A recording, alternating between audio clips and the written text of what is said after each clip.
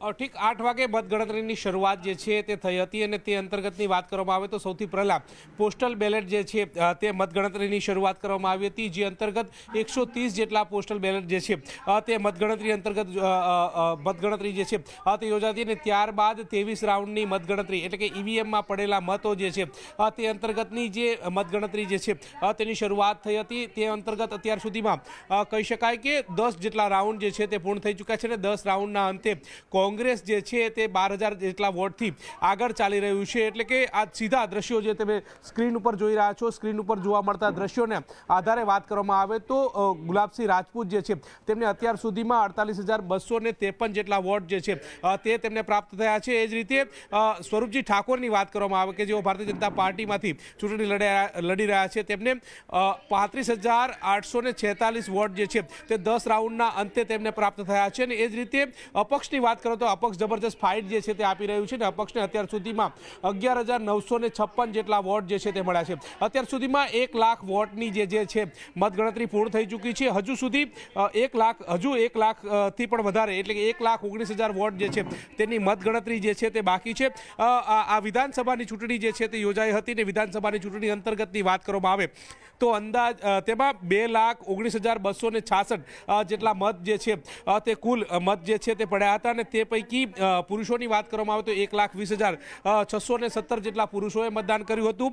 98,647 જેટલી મહિલાઓએ આ વિધાનસભાની ચૂંટણીમાં મતદાન કર્યું હતું। અત્યાર સુધીમાં 10 જેટલા જે રાઉન્ડ જે છે તે પૂર્ણ થઈ ચૂક્યા છે અને 10 રાઉન્ડના અંતે 12,000 જેટલી લીડ જે છે તે કોંગ્રેસને મળી છે। હજુ સુધી આવનારા 13 રાઉન્ડ જે છે તે બાકી છે, ત્યારે 13 રાઉન્ડ બાદ અંતે ખબર પડે। પરંતુ મહત્વની વાત એ છે કે જે રીતે અત્યારે કુલ 8 જે જિલ્લા પંચાયતની બેઠકો છે, જિલ્લા પંચાયતની બેઠકો અંતર્ગતની વાત કરવામાં આવે તો તેમાંથી મહત્વનું જે કોંગ્રેસનો ગઢ ગણાતી બેઠકો જે છે તેમાંથી આ જે ઈવીએમ જે છે તે ખુલ્યા છે અને તેમાંથી 12,000 જેટલી લીડ જે છે તે કોંગ્રેસ મેળવી રહ્યું છે। હજુ સુધી ભાભર સુઈગામ સહિતનો જે વિસ્તાર જે છે તેની મતગણતરી જે છે તે બાકી છે અને તેમાં શું પરિણામ આવે છે તે જોવું રહેશે। પરંતુ અત્યારે હાલ તો કોંગ્રેસ 12,000 જેટલા વોટથી આગળ ચાલી રહ્યું છે અને 10 રાઉન્ડ જે છે તે પૂર્ણ થઈ ચૂક્યા છે, 13 રાઉન્ડની ગણતરી બાકી છે। જી ગૌતમજી, આમ જોવા જઈએ તો 12,000 વોટથી આગળ છે એટલે મે બી નિયર ટુ વિન ડિસિઝન કહી શકાય, પણ કંઈ પણ થઈ શકે છે। પણ તમારા મતે શું તમે જોઈ રહ્યા છો, કઈ રીતના અહીંયા તમે સિચ્યુએશન જોઈ રહ્યા છો? કારણ કે ગિનીબેનનો એક સારો એવો અહીંયા સપોર્ટ રહ્યો છે, એમને પ્રચારમાં ઘણી બધી મદદ કરી છે। શું આખો જે શ્રેય છે એ ગિનીબેનને મળતો દેખાઈ રહ્યા છે અને એના લીધે એક એડવાન્ટેજ થઈ રહ્યો છે કોંગ્રેસના ગુલાબસિંહને? ચોક્કસથી આમ જોવા જઈએ તો આ બીજી ટર્મ જે છે તે ગેનીબેન જે છે તે 2 ટર્મ સુધી અહીંયા ધારાસભ્ય તરીકે રહ્યા। 2024માં તેમને લોકસભા માટે પ્રમોટ કરવામાં આવે અને લોકસભાના સાંસદ તરીકે તે ચૂંટાઈ આવ્યા। લોકસભાના સાંસદ તરીકે ચૂંટાઈ આવ્યા ત્યારે બનાસની બેન ગેનીબેન તે પ્રકારનું સૂત્ર જે છે તે કામ કરી ચૂક્યું હતું અને એ જ વસ્તુ જે છે તે ફરી એકવાર આ પેટા ચૂંટણીની અંતર્ગત જે છો તે જોવા મળી હતી।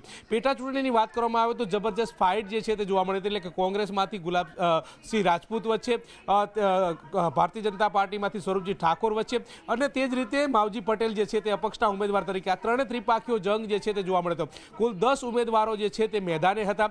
10 ઉમેદવારો પૈકી 3 ઉમેદવારો વચ્ચે કાંટેકી ટક્કર હતી, કારણ કે જેમ જેમ ચૂંટણી જે છે તેની રૂખ જે છે તે નજીક આવતો હતો તેમ તેમ અપક્ષો જે છે તે કોઈ ભાજપને ટેકો આપતું હતું તો કોઈ કોંગ્રેસને ટેકો આપતું હતું, કોઈ અપક્ષને ટેકો આપતું હતું। આ પ્રકારનો સિનારીઓ જે છે તે જોવા મળતો હતો અને છેલ્લે જ્યારે ચૂંટણી યોજાઈ ત્યારે 3 લોકો વચ્ચેની કાંટેકી ટક્કર જે છે તે જોવા મળી હતી। સૌથી મહત્વની વાત એ છે કે ગેનીબેનને એટલા માટે લોકો સમર્થન કરી રહ્યા છે આ વિસ્તારમાંથી, કારણ કે મૂળ ઠાકોર બેલ્ટ સમુદાયનો જે મત વિસ્તાર જે છે તે રહ્યો છે અને બેન જે છે તે પોતાની શાખ બચાવવા માટે થઈ અને મેદાને ઉતર્યા હતા।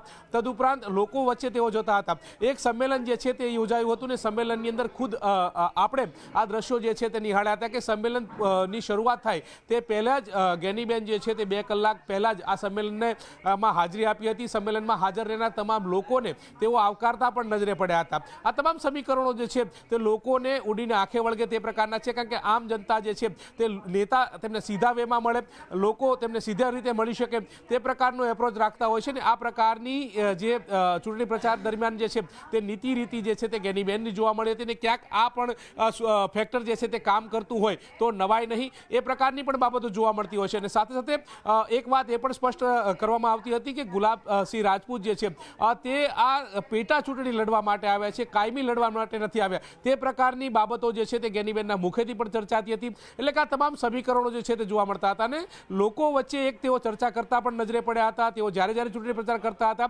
ત્યારે એક વાત એ પણ કહેતા હતા કે વાયનાડથી પ્રિયંકા ગાંધી જે છે તે ચૂંટણી લડી રહ્યા છે અને વાવની બેઠક જે છે તે મારા એટલે કે ગેનીબેન જે ઠાકોર જે છે તેમની ખાલી પડેલી બેઠક, એટલે ધારાસભ્ય તરીકે તેઓ ચૂંટાયા હતા, ત્યારબાદ સાંસદ બન્યા બાદ એ બેઠક ખાલી પડી હતી. ત્યારે કે તેમણે કહ્યું હતું કે જ્યારે વાયનાડ જીતશે ત્યારે વાવની પણ ચર્ચા થશે, ત્યારે વાવનું પરિણામ જોતા આ પ્રકારની અપીલ જે છે તે મતદારોને કરતા નજરે પડ્યા હતા. આ તમામ સમીકરણો જોતા આ તમામ સમીકરણો જે છે તે ચૂંટણી પ્રચારની અંદર જોવા મળ્યા હતા. અને એ જ વસ્તુ અત્યારે આ લીડ જોતા જે છે તે લાગી રહી છે કે લોકો તેમના પ્રત્યેની સંવેદના જે છે તે વ્યક્ત કરતા નજરે પડી રહ્યા છે અને તેના કારણે તેમને તેમના તરફી મતદાન થયું હોય તે પ્રકારે લાગી રહ્યું છે. એટલે કે કોંગ્રેસને 12,000 જેટલી લીડ જે છે તે 10 રાઉન્ડના અંતે મળી ચૂકી છે અને હજુ 13 રાઉન્ડ જે છે તે બાકી છે. પરંતુ 13 રાઉન્ડમાં કંઈ પણ કહેવું મુશ્કેલ છે, કારણ કે મોટો વિસ્તાર ભાભરનો જે છે, સુઈગામનો વિસ્તાર છે અને આ ભાજપનો ગઢ પણ જોવા મળતો હોય. ભવિષ્યમાં એવું પણ જોવા મળતું હોય છે કે પરિણામો જે છે તે બદલાતા હોય છે.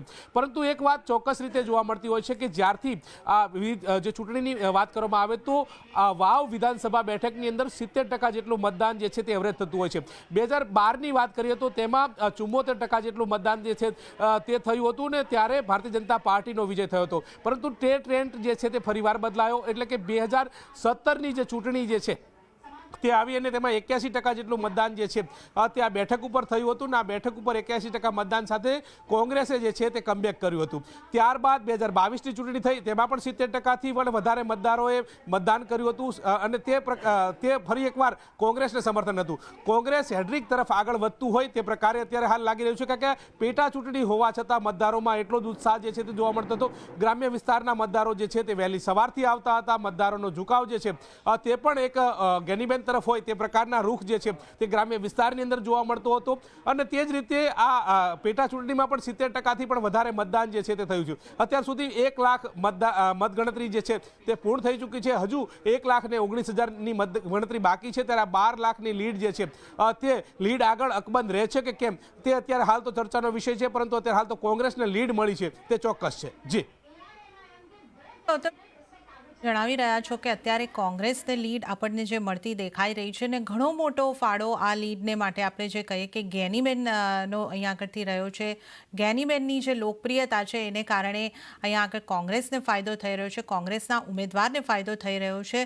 પણ ઠાકોર ઉમેદવાર બીજેપીના પણ હતા. તો ત્યાં કઈ રીતની સ્થિતિ તમે જોઈ રહ્યા છો? શું ઓછું પડ્યું છે? કે જે આપે એક મહત્વનો મુદ્દો કયો છે કે હજી ભાભરની મતગણતરી બાકી છે, તો અહીંયાથી આ જે સરેરાશ છે એ આપણને આવતી દેખાય છે કે આજે આટલા મતોથી 12,000ના મતોથી પાછળ પડ્યા છે એ રિકવર થવાની હજી સંભાવના લાગી રહી છે?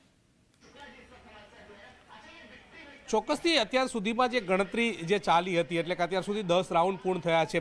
10 રાઉન્ડની ગણતરી અંતર્ગત સમગ્ર વિધાનસભાની વાત કરવામાં આવે તો 8 જિલ્લા પંચાયતની બેઠકો જે છે ત્યાં વિસ્તારની અંદર આવેલી છે. તેમાં તળાવ જિલ્લા પંચાયતની બેઠક જે છે તેનો 1, 2 અને 3 રાઉન્ડ જે છે તે આ બેઠકની અંતર્ગત હતો. ધીમા જે જિલ્લા પંચાયતની બેઠક છે તેમાં 4 અને 5 રાઉન્ડ હતો. વાવ જે છે તેમાં 6, 7 અને 8 રાઉન્ડ જે છે તે આમાં હતા.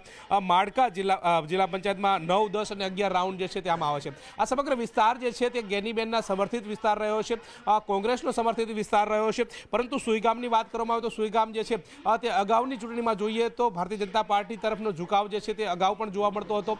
અગાઉની ચૂંટણીના પરિણામો જે છે તે સામે આવ્યા હતા અને તેમાં ભારતીય જનતા પાર્ટી તરફથી ઝુકાવ જે છે તે જોવા મળતો હતો. એ જ રીતે ભાભરની વાત કરવામાં આવે તો ભાભરના મતદારોએ જે છે તે ભારતીય જનતા પાર્ટી તરફ અગાઉ પણ ઝુકાવ કર્યો હતો તે પ્રકારની વાત છે. લોકસભાની વાત કરવામાં આવે તો લોકસભાની અંદર આમ જોવા જઈએ તો ઓલ ઓવર વિધાનસભાની અંદર ગેનીબેન જ્ઞાનીબેનને જેટલા પ્રમાણમાં મત મળ્યા હતા વિધાનસભાની ચૂંટણીમાં તેટલા મત નહોતા પણ મળ્યા. આ પ્રકારની પણ એક બાબત છે. પરંતુ હજુ સુધી ચિત્ર જે છે તે 23 રાઉન્ડ જે પૂર્ણ થશે એટલે કે કશમકશનો જંગ જે છે તે જામશે.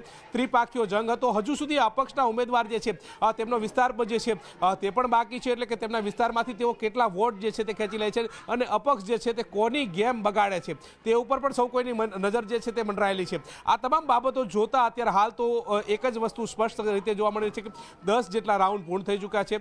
12,000ની લીડ કોંગ્રેસને મળી છે અને હજુ સુધી 13 રાઉન્ડ જે છે તે બાકી છે. ત્યારે 13 રાઉન્ડનો ઝુકાવ કોના તરફ છે તે ઉપર સૌ કોઈની નજર જે છે તે મંડરાયેલી છે. જી ગૌતમ, આભાર આપનો આ સમગ્ર જાણકારી આપવા માટે. તો આપણે આ વાવની